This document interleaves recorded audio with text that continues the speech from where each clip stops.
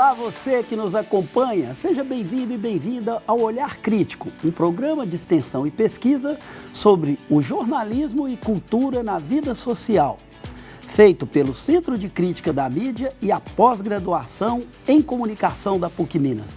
Meu nome é Hércio Sena e eu estou acompanhado pelo professor e jornalista José Milton Santos. Olá, Zé. Olá, Hércio. Olá, Nara. Minhas saudações aos nossos telespectadores. E também estou acompanhado pela professora e pesquisadora Nara Scabin. Olá, Nara.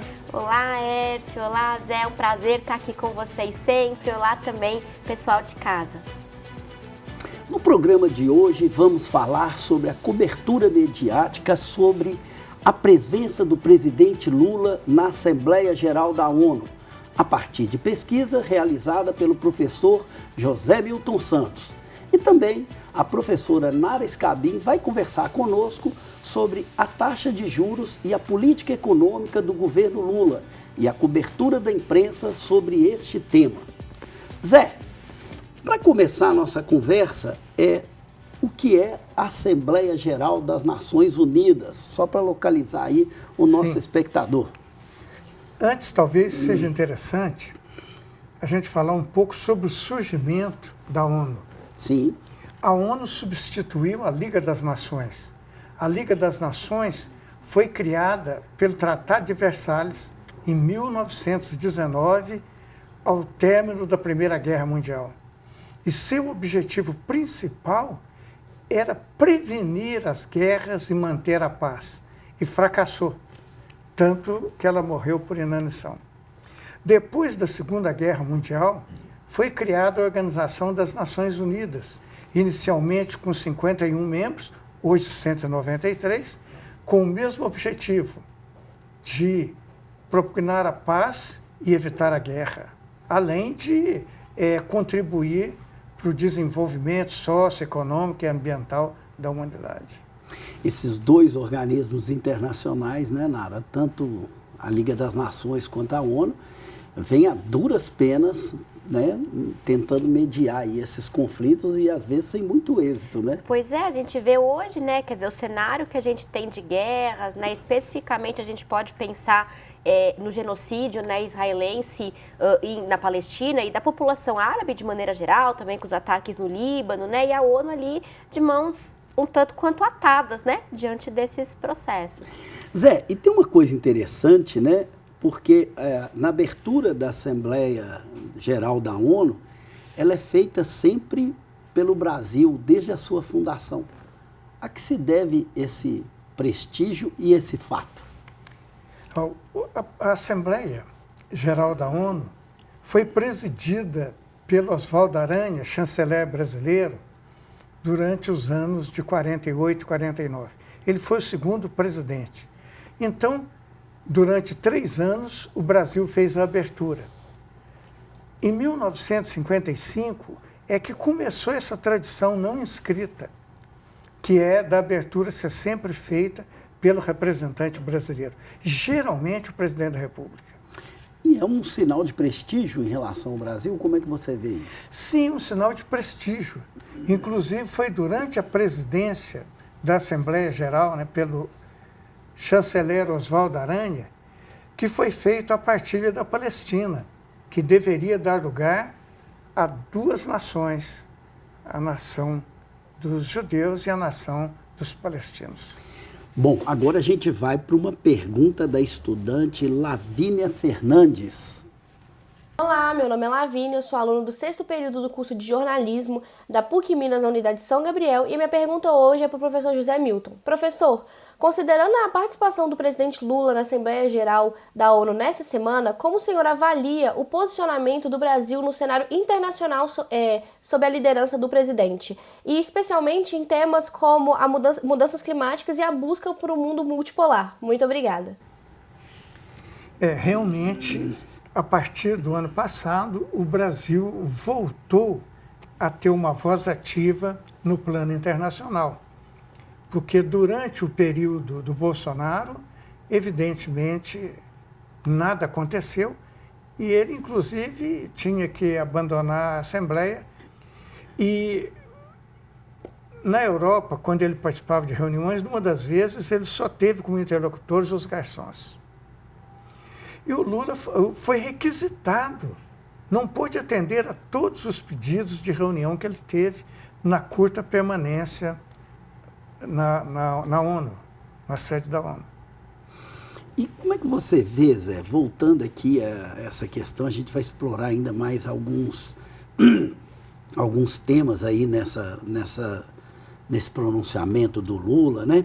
Mas a que você atribui o esvaziamento atual da Organização das Nações Unidas? Bom, as Nações Unidas, elas foram criadas de acordo com a correlação de forças existente ao final da Segunda Guerra Mundial. Portanto, os países vencedores, até hoje, que são 5, têm direito de veto no Conselho de Segurança.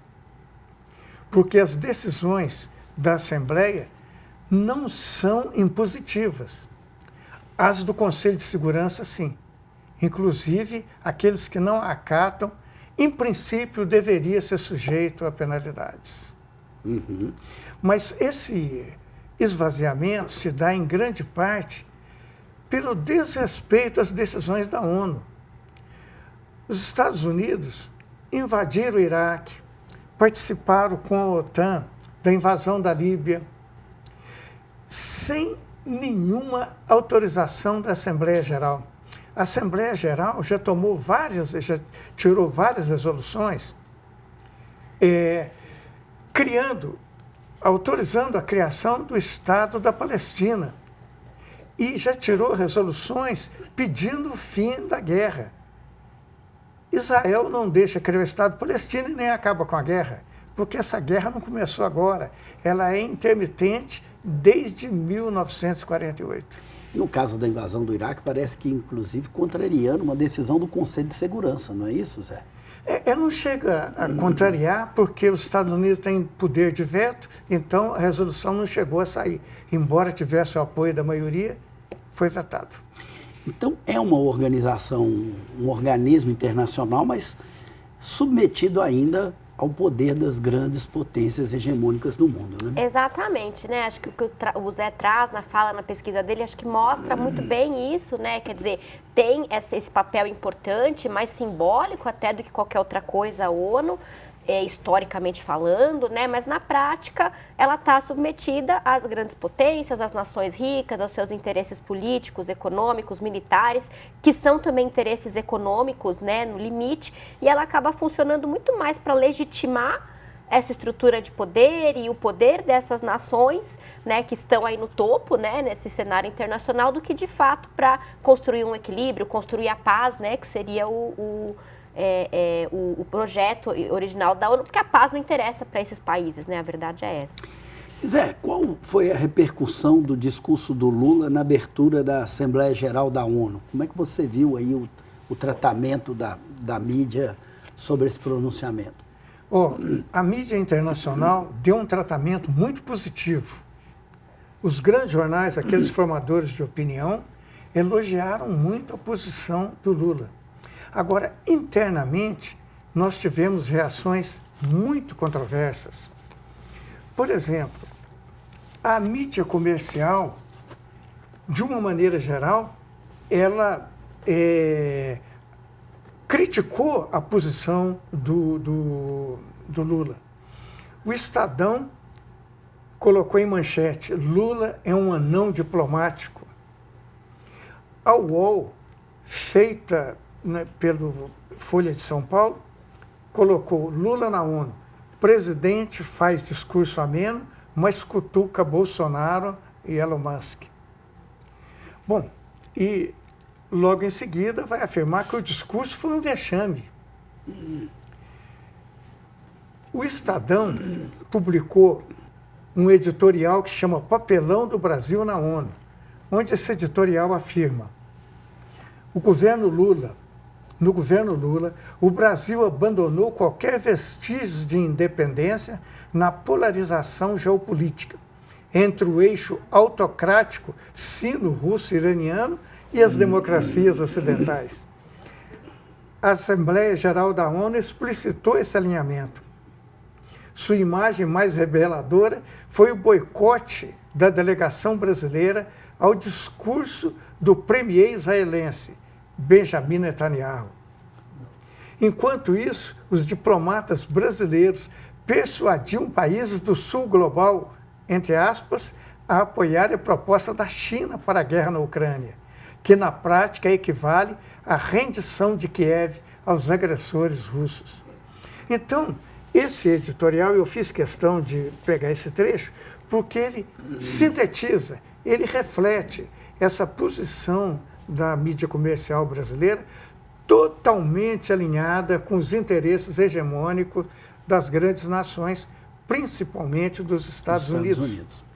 Nara, pegando então um gancho a partir da resposta do Zé, quer dizer que o enquadramento que o Estadão propõe da geopolítica mundial é, de um lado, países autoritários e outro, a democracia liderada pelos Estados Unidos? Como é que você vê isso? Exatamente assim, né? Essa é a visão da imprensa comercial e colocando ao lado dessa democracia, né, e liderada pelos Estados Unidos, esse eixo democrático, a imprensa coloca também, né, a Ucrânia, coloca também Israel, a Arábia Saudita, que não incomoda, né, apesar das suas violações democráticas, nem aos Estados Unidos, nem a imprensa comercial, perfeitos. Então, tem isso, né? E aí, quando a gente olha essa cobertura da imprensa, acho que esse trecho que o Zé trouxe é muito bom, né, para ilustrar algo que foi recorrente em várias matérias sobre a presença do Lula na Assembleia Geral, que foi uma cobrança por uma neutralidade maior do Brasil. Então, o Lula tem que ser mais neutro, ele não pode dizer que ele apoia e, sobretudo, não pode apoiar este eixo que não é o eixo dos Estados Unidos. Quer dizer, não pode confrontar, né, não pode não ser vira-lata, né? A gente tem que ser vira-lata dos Estados Unidos. Zé, e fala aqui para nós também um pouco sobre a reação política ao discurso do Lula na ONU, né? Como é que foi essa reação, particularmente aqui no Brasil? Completando do que eu havia falado sobre a mídia hegemônica, a mídia comercial, a mídia independente fez uma cobertura exaustiva da presença do Lula e da intervenção dele na ONU. Mas houve também muitas críticas. Alguns sites independentes, TVs independentes, criticaram o Lula dizendo que o discurso dele foi muito ameno, que no ano passado, por exemplo, ele atribuiu como causa da fome a desigualdade. E dessa vez ficou em genérico, bilionários, super ricos, não foi ao cerne da questão. Considero um discurso mais pauperizado, mais ameno, para aliviar as tensões com os países hegemônicos. Então, nós temos aí duas posições do Lula nos vários encontros que houve lá. Com relação, por exemplo, à questão econômica, plenamente alinhado com as posições da China, dos BRICS e do Sul Global. Com relação a essas outras questões, como, por exemplo, a questão ambiental, a questão da fome, a questão da desigualdade, dessa vez ele nem tratou. Aí ele tentou fazer um discurso mais, digamos assim, conciliador. Pegou apenas aquilo que era consenso. Ele evitou as questões mais polêmicas, né? Por exemplo, ele propôs muito a reformar as instituições financeiras da ONU com a inclusão de mais pessoas nos órgãos de direção. Inclusive, uma reivindicação antiga do Brasil é participar do Conselho de Segurança. Conselho Permanente. Conselho Permanente de Segurança, né? E o Conselho de Segurança tem 11 membros, sendo 5 permanentes com direito a veto. Se ampliar, vai ampliar o poder dos Estados Unidos, porque entraria a Índia, Estados Unidos, entraria a Alemanha, Estados Unidos. E o Brasil não temos a garantia que não voltaremos a ter um governo autoritário e fascista. Então, essa ampliação, e também na mídia independente, ela é criticada. Enquanto não puder haver uma transformação estrutural nos mecanismos da ONU, é preferível manter como está. E nesse aspecto, né, Nara, da crítica, da imprensa hegemônica, da imprensa alternativa, a gente observa, né, uma coisa também, essa recusa de tratar da questão da desigualdade. O Lula chega a falar com todas as letras que o problema da fome é um problema de vergonha dos dirigentes dos respectivos países. Então, nesse sentido, eu acho essa crítica bem pertinente. Como é que você vê isso? Sem dúvida, muito pertinente, né? A fala dele foi bastante conciliatória. E vejam, mesmo tendo sido conciliatória em relação às questões econômicas, ele foi muito questionado pela imprensa comercial por ser supostamente ali muito, né, anti-imperialista, muito de esquerda, assim. Mas é uma crítica muito pertinente essa que a imprensa comercial faz, porque ele tem essa suavização de um discurso de crítica econômica, das desigualdades estruturais no plano internacional. E a gente vai ver daqui a pouco, no nosso outro tema, que no plano nacional ele tem uma postura um tanto quanto contraditória também em relação às desigualdades econômicas estruturais, né? Por um lado, ele defende algumas medidas que reduziriam essa desigualdade, por outro lado, ele não atua muito efetivamente a partir de alguns mecanismos que ele poderia assumir, né, para reduzir alguns elementos promotores dessa desigualdade. Então, a gente vê essas contradições aí, né, nessas falas do Lula no plano internacional e nacional também, interno e externo. Nesse sentido, é por isso que essa imprensa que também critica o Lula, ela é chamada de independente, né, Zé? Porque ela também não perde o seu direito de questionar um governo tido e havido como um governo de esquerda, né? Bom, e eu gostaria, Zé, que você comentasse para nós sobre o Pacto para o Futuro, a Agenda 2045 da ONU. Ela vem em substituição também a outra agenda, né, de 2030. 2030, não é isso, né? Que, enfim, e qual que seria a contribuição do Brasil na formulação desse pacto? A principal questão, a principal contribuição foi com relação ao problema da fome e as questões ambientais, né? E a outra proposta, evidentemente, que tem sido um cavalo de batalha, é a ampliação do Conselho de Segurança da ONU com a participação de mais países da Ásia e da África, que não tem representação nenhuma, e da América Latina, que não tem representação nenhuma, dentre aqueles que têm poder de veto. E dentro desse aspecto, quais foram as principais críticas que a mídia comercial e mesmo a mídia independente fez a respeito disso? Não, com relação à participação dele nesse fórum, não houve muita crítica, não. Uhum.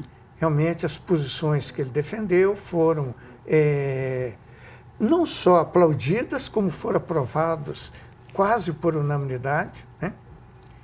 Apenas alguns países, por exemplo, a Rússia não assinou, se absteve, mas também não votou contra, porque tratava da não intervenção nos assuntos internos, a questão da soberania nacional, né? Um tema que não é muito agradável à Rússia. Como você viu, Zé, uma questão que chamou a atenção dessa mídia comercial, né, que ela também entrou batendo firme aí nessa questão do Lula, foi o fato dele não ter feito nenhuma menção à Venezuela. Como é que você viu, como é que você analisa esse processo? Na verdade...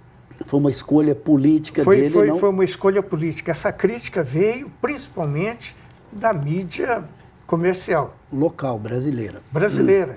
A mídia independente brasileira também não comentou isso. E nem a mídia internacional, né? E achou até interessante que ele não se posicionasse, porque ele fosse repetir aquelas propostas de uma conciliação, de uma nova eleição, de cobrar novamente as atas, né? Onde estão as atas da Ucrânia, né? Da Venezuela. Onde estão as atas da Ucrânia? Sim, da Ucrânia, sim. Porque o presidente lá, o mandato dele já acabou. Sim, exatamente. Onde estão as atas e as decisões da França?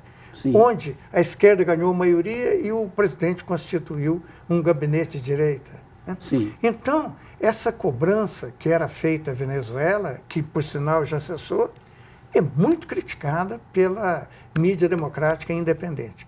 Agora, A mídia comercial criticou por ele não ter condenado A Venezuela. a Venezuela e o presidente Maduro. Sim, ou seja, Nara, 2 pesos, 2 medidas. Exatamente. E aí a gente vê, a gente já falou nesse programa aqui em um outro episódio, né, a reiteração desse discurso que a imprensa comercial adota para falar das questões no plano internacional, de forma geral, especialmente da Venezuela, que é, de um lado, o mundo está dividido entre democracias, e aí bota no lado das democracias Estados Unidos, Ucrânia, a própria Arábia Saudita, que não é questionada, né, ou recebe questionamentos muito suaves, e do outro lado você tem a Venezuela, né, e a China, né, então, e essa cobrança de que o presidente Lula tivesse feito ali alguma crítica severa à Venezuela, o que teria vários problemas, inclusive do ponto de vista das relações internacionais do Brasil, né, quer dizer, ao que interessaria também ao Brasil fazer a crítica da Venezuela, né, uma cobrança da imprensa muito moralizante, assim, né, que tem essa função também de colocar o Lula contra a parede, por ser um presidente mais alinhado ao campo progressista, à esquerda, né, mas que não se pergunta a quem interessa ao Brasil, diplomaticamente, do ponto de vista internacional, fazer esse tipo de cobrança, né, não tem porquê. Ou seja, seria uma cobrança de um alinhamento automático e até irrefletido diante da complexidade do quadro político internacional, né, Zé? Exato. Aliás, não foi só o Lula que não se pronunciou sobre a questão da Venezuela. Os presidentes do México e da Colômbia também não se pronunciaram. Agora, o presidente do México, sim, o Petro, ele culpou, né, que a crise climática tem como causas a indústria da guerra, agrotóxicos venenosos usados em seu país para matar plantações de coca. Então, ele vai mais a fundo na questão. Ele não fica só na falta da boa vontade, mas ele vai mostrando as causas mais profundas daquilo que nós chamamos, apenas alguns, né, como um problema ambiental. Na verdade, grande parte dos problemas ambientais são criados pela guerra e pela indústria bélica. Nara, então vamos entrar aqui agora no segundo assunto do dia. A gente vai falar sobre as taxas de juros e a política econômica do governo Lula. E para início de conversa, eu gostaria que você começasse dizendo o seguinte, uma pergunta que muita gente deve se fazer. Quais interesses o mercado tem na defesa das altas taxas de juros, né? Em nome de quem que esse mercado fala? Bom, essa abstração, né, o mercado, que inclusive é referida dessa maneira nas matérias jornalísticas da imprensa comercial, né, o mercado quer isso, o mercado quer aquilo, o mercado está preocupado com a inflação, o mercado está preocupado né, em atrair investimentos, está preocupado com o equilíbrio fiscal. Na verdade, essa abstração ao mercado representa interesses, sobretudo nesse debate em relação à taxa de juros, né, que foi recentemente aumentada pelo Comitê de Política Monetária, né, o Copom sofreu aí um aumento, né, na sua reunião agora em setembro. Então, o mercado representa, nesta pauta, sobretudo, interesses de uma parcela muito específica da população brasileira, uma parcela muito específica da elite brasileira, que é representada pelo mercado financeiro, né, que é um grupo de pessoas muito ricas, que detém muitos ativos financeiros, né, não é o cara que tem ali um dinheirinho aplicado na caderneta de poupança, não é o cara que tem um dinheirinho ali aplicado, né, em alguma coisa, algum ativo bancário ali, uma sobrinha, é muito dinheiro, né, o mercado financeiro, e os bancos, né, que são os maiores, os principais detentores de títulos da dívida pública, que são remunerados em cima dessa taxa de juros que o Banco Central, como o Copom, né, o Comitê de Política Monetária, recentemente elevou. Então, a gente vê, considerando quem é que está representado por esta figura, o mercado, né, que ronda aí, que paira a cobertura da imprensa, a gente entende melhor quais são os interesses que estão em jogo. Então, primeiro, né, são pessoas que ganham diretamente dinheiro com a elevação da taxa Selic, com a taxa básica de juros, porque são pessoas que têm investimentos, né, de recursos investidos em títulos da dívida pública. Então, esse é um nível evidente, né? Além disso, e até interessante aí citar um artigo publicado em janeiro de 2023, tem um tempinho, mas ele continua pertinente, na Folha de São Paulo, que foi um artigo do economista André Roncalha, que é professor da Unifesp, que tem sido um crítico importante dessas posições do dito mercado, né? Um economista crítico a essas teses liberais, e ele chama o Banco Central de um sindicato do rentismo.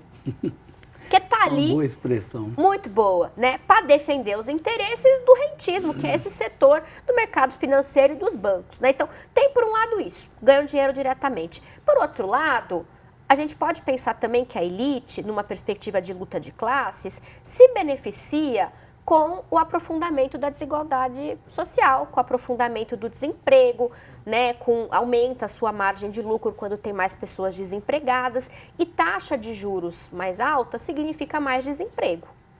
Então, a gente tem uma correlação neste sentido também mais amplo, mais conjuntural, que é isso, né? O aumento do desemprego, a desvalorização do trabalho, do trabalhador, são, numa perspectiva das tensões, das lutas de classes, aspectos benéficos para essa elite. É por isso que nem sempre, né, Zé, esse mercado vai estar em consonância com o interesse dos industriais, que vão até ser signatários de um pedido para que essas taxas de juros fiquem mais baixas. Na verdade, como a Nara explicou muito bem, apenas um segmento da burguesia tem interesse nisso. Porque o segmento comercial não tem, o segmento industrial não tem, e o segmento agroprodutor também não tem. Então, portanto, apenas a fração bancária, financeira, que detém a maioria dos títulos da dívida pública, tem interesse nessa alta taxa de juros, que, na verdade, inviabiliza ou dificulta outras atividades e, consequentemente, o crescimento do PIB. Bom, então agora a gente vai para uma segunda pergunta da aluna Isabela Gouveia. Olá, primeiramente, obrigada pela oportunidade. Meu nome é Isabela Gouveia, eu sou estudante do 7º período de jornalismo na PUC Minas, no campus São Gabriel. A minha pergunta de hoje é direcionada para a Nara, no âmbito econômico. Eu gostaria de saber como que as recentes mudanças na taxa Selic impactam no cotidiano de nós brasileiros. E além disso, além das questões cotidianas, como que essas mudanças podem impactar também eventuais investimentos. É isso, obrigada. Ótima pergunta, né, da aluna Isabela. Olha só, Isabela, para responder essa pergunta é importante a gente considerar alguns elementos que estão aí em jogo, né? Primeiro que a alegação do Banco Central ao elevar a taxa Selic, né, e do mercado, esse ente, o mercado que defende a elevação da taxa básica de juros, é a preocupação com a inflação. Esse é o principal argumento. E também a necessidade, né, alegada de atrair investimentos para o Brasil. Né? Então, precisa ter uma taxa de juros alta para que o capital internacional venha investir no Brasil. São dois argumentos que podem ser questionados. Primeiro, porque a gente tem uma inflação sob controle e que, inclusive, está desacelerando, como mostram aí algumas pesquisas recentes, o IPCA 15, né, tal. Em relação à atração de investimentos estrangeiros, veja, faz sentido que a gente precise ter uma taxa de juros um pouco maior, por exemplo, que a dos Estados Unidos. Né? Mas não a segunda maior taxa de juros do mundo como a gente tem. E, inclusive, os Estados Unidos, recentemente, o Fed, né, acabou de reduzir a taxa básica de juros dos Estados Unidos logo antes dessa última decisão do Copom. Então, não faz muito sentido, nessa perspectiva, que a gente mantenha, né, uma taxa de juros tão alta. Então, qual que vai ser o impacto disso, né, já que é questionável essa preocupação com a inflação, né, já que a gente não tem um problema de inflação hoje no Brasil e nem um problema de atração de capital estrangeiro, né? A gente tem, primeiro, né, uma influência muito direta sobre a vida dos brasileiros e aí, sobretudo, em relação à vida dos mais pobres, quer dizer, os mais ricos, aqueles do setor financeiro, lucram com a taxa Selic alta, como a gente já viu. E os brasileiros mais pobres têm um impacto muito direto no seu cotidiano. Por quê? Porque a Selic alta encarece o crédito. Né? Então, você vai fazer um crediário, a sua dívida do cartão, porque a taxa básica de juros, que é a Selic, acaba servindo como uma referência para todas as outras taxas de juros. Então, fica mais caro você tomar um empréstimo, você fazer um financiamento, né? Isso leva ao endividamento das famílias, né? Que é também agravado porque a Selic alta freia o crescimento econômico, que gera desemprego. Então, é um cenário de mais desemprego e mais endividamento, menos poder de consumo para a classe trabalhadora, para os setores mais pobres.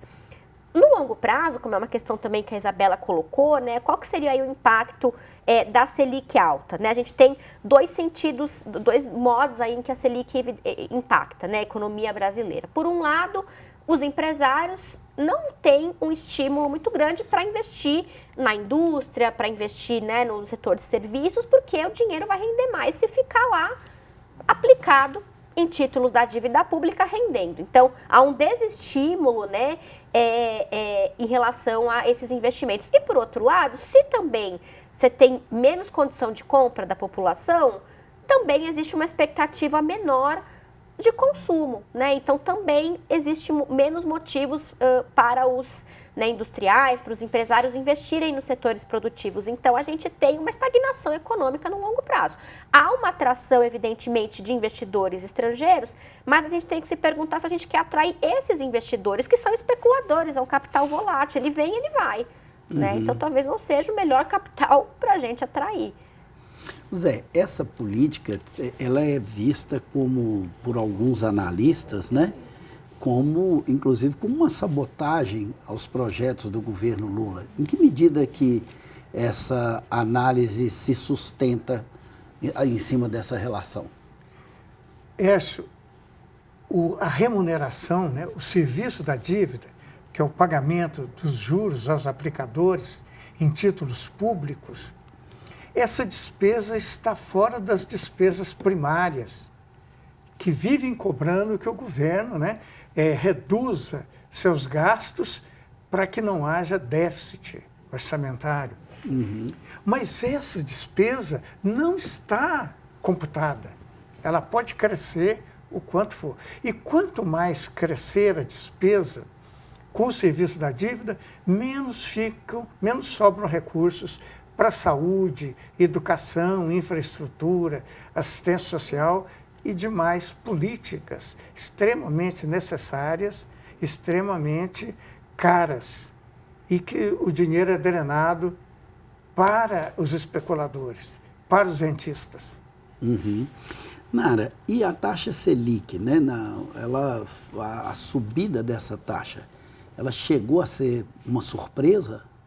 Não, ela não foi uma surpresa, por mais que ela contrarie alguns indicadores, né, por exemplo, de desaceleração da inflação, que sugeririam que a gente não precisaria levar a taxa de juros, o próprio corte na taxa de juros básica da economia dos Estados Unidos, né, são indicadores que nos diriam assim, olha, não precisa subir a taxa Selic.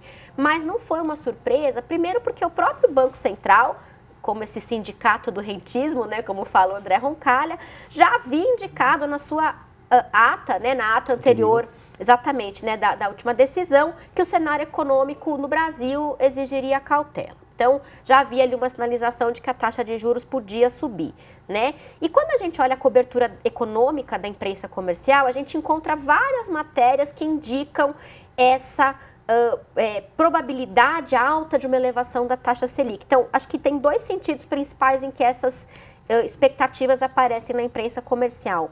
Por um lado, em matérias que falam sobre a posição do Gabriel Galípolo, né, que foi o indicado do Lula para assumir o comando do Banco Central. Tem, por exemplo, uma matéria da Folha de São Paulo, do dia 17 de setembro, um dia antes da reunião do Copom, que descreve a postura de Galípolo como uma postura combativa à inflação, o que seria uma mudança positiva de postura do Galípolo em relação ao que o mercado esperava dele, enquanto indicado do Lula, né? Que o mercado estaria ali empolgado com essa postura mais propícia a subir a taxa de juros, né? Em nome desse combate a uma inflação que não existe nesse nível, né?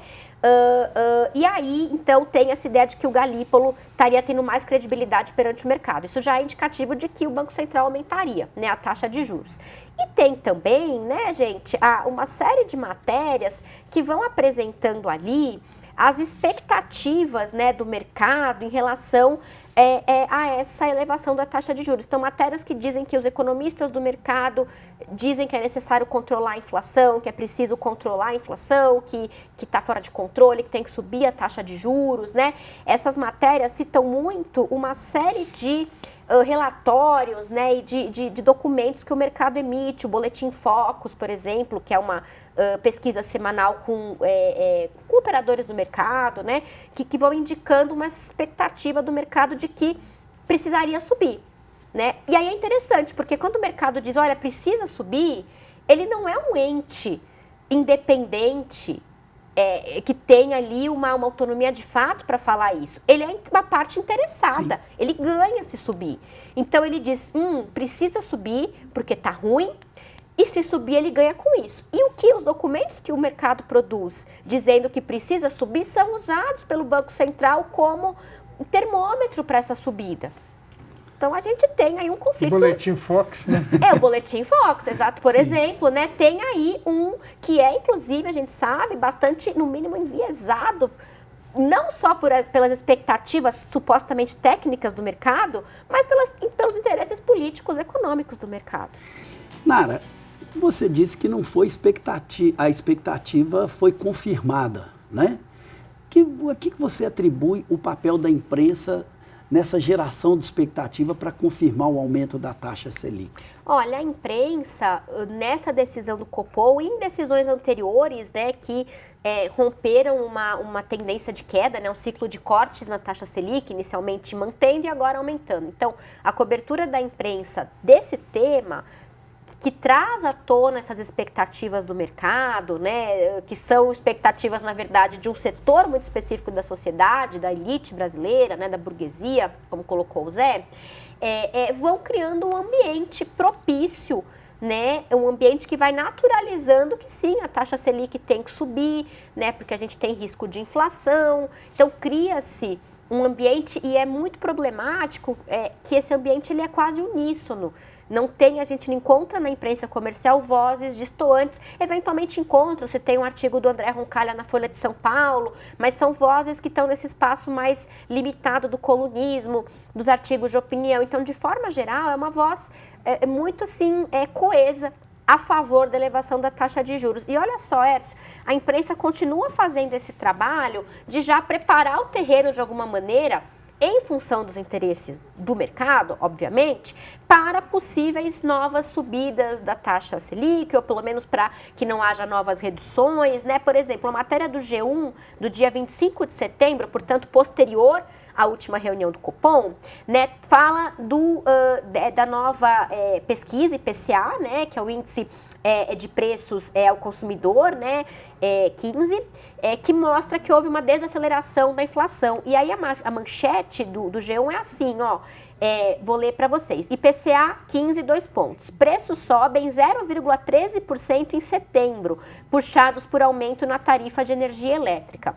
A matéria destaca que houve uma alta de 0,13% da inflação. As pessoas entram em pânico. Meu Deus, tem inflação. Só que a matéria, só lá para frente, vai dizer que, na verdade, essa alta de 0,13% é uma alta que representa uma desaceleração em relação ao que já vinha sendo registrado em termos de inflação no mês anterior. Então, subiu menos do que subiu no mês anterior, que já tinha subido menos em agosto em relação a julho. E que, inclusive, essa expectativa de inflação, essa inflação de 0,13%, está bem abaixo das expectativas do mercado. A matéria fala disso só mais para frente. O título destaca que houve uma alta. Então, quer dizer, vai se criando, né, sobretudo num país como o Brasil, que tem esse trauma da inflação, um cenário propício a entender que sim, tem que ter elevação da taxa de juros. Zé, e como a gente confirma, né, a imprensa usa muito mal a palavra ideologia, mas nesse sentido é a confirmação da ideologia. Essa pressão que o jornalismo hegemônico faz, o jornalismo comercial, leva também muitas pessoas a ficarem apavoradas de imaginar que a taxa de juros tem que subir, que é uma necessidade, e muitas vezes tendo seus próprios interesses contrariados em nome dos interesses do setor bancário. É uma profecia que se autorrealiza, né? Eles criam essa expectativa, eles preveem taxa de juros mais altos quando consultados, e depois essa taxa de juros vem, né? E na ata do Copom fala em viés de alta, então devemos ter mais alta ainda esse ano. Mesmo sob a direção do Galipo. Não, o Galipo é só o ano que vem. Sim, mas a opinião dele já está ali, né? Já tá sendo, inclusive... Sim, a expectativa é essa mesmo, é que na que primeira ele também reunião do Copom concorde, do ano que vem haja aumento. Haja aumento, pois é. Então já há toda uma pressão sobre ele mesmo sem ele estar na presidência do Banco Central. E de que forma que isso afeta, Nara, o Zé já comentou isso, né? Impacta a política econômica do governo Lula, né? Por que você acha que tem essa tensão permanente, né? Você acha que essa questão aí também de pressionar e deixar emparedado o novo presidente do Banco Central é algo que já está no horizonte dessa mídia e desse mercado? Sem dúvida, Hércio, né? Há uma tensão constante, há esse emparedamento, né, do governo. Alguns analistas, como o Zé colocou, falam até em uma sabotagem, porque basicamente a taxa de juros alta impede, ou pelo menos cria muitas dificuldades para que o governo cumpra, no fundo, as suas promessas de campanha, o seu plano de governo. Porque a taxa de juros alta, primeiro, né, impede ou atrapalha o crescimento econômico, a geração de empregos. E aí é muito curioso, eu queria fazer esse parêntese, que essa alta da taxa Selic, né, na última reunião do Copom, vem justamente no momento em que a gente tem uma retomada dos empregos e da renda da classe trabalhadora. Isso foi noticiado, inclusive, pela imprensa, tanto independente quanto comercial. Então, no momento em que essa retomada começa a acontecer, a taxa Selic sobe para, de novo, ter um efeito de contrair esse crescimento. Então, claro que o argumento cresceu a economia, vai ter inflação abaixo, mesmo que os índices mostrem que não está tendo, a teoria liberal diz que vai ter, então tem que aumentar a taxa de juros, né? Então, mas na prática, isso vem no momento que vai frear esse crescimento econômico, que atrapalha, né, o próprio governo de fazer a sua política econômica. E para a gente fechar esse debate aqui, a pergunta de sempre: como foi a cobertura da imprensa comercial sobre a última decisão do Copom? Bom, a gente já falou um pouquinho, né? Acho que a gente pode sintetizar uma cobertura muito sintonizada com os interesses do mercado, entendido aí como mercado financeiro, grandes investidores e bancos, né?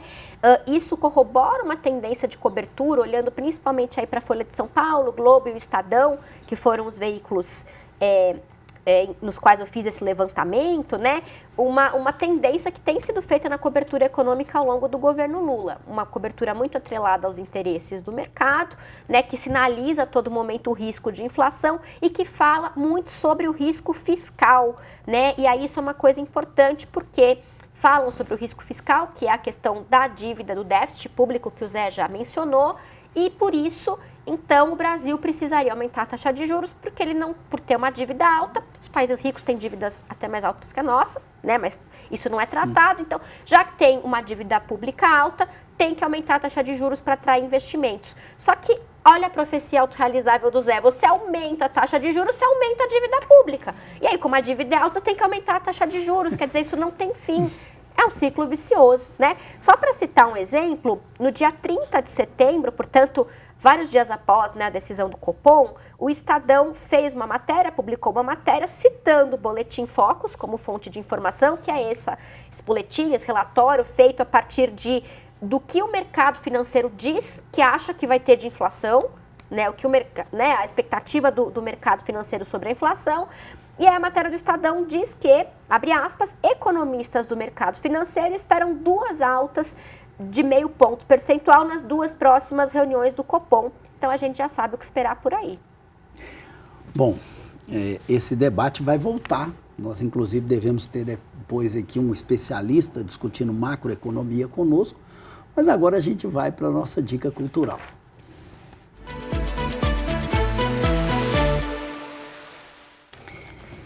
E eu vou começar com a nossa dica cultural de hoje falando de um filme que chama A Sala dos Professores. Esse é um filme alemão, foi lançado em maio de 2023, do diretor turco, né, Iker Çatar, E esse filme, né, eu vou ler rapidamente essa sinopse aqui, fala de uma professora de esportes e matemática que se destaca pelo seu perfil idealista dentro do sistema educacional. E os colegas dela estão empenhados em descobrir o aluno que está roubando na escola. Embora ela não compactue com a prática dos seus colegas, ela se envolve também com uma suspeição e investigação quando ela é vítima de um roubo. Então, é uma história interessante. Em termos da composição dos personagens, eu acho que o que tem de pior no filme são os próprios professores, mas eu acho que é um filme que vale a pena para a gente pensar os processos educacionais e a relação que tem ali com os estudantes de uma escola, né?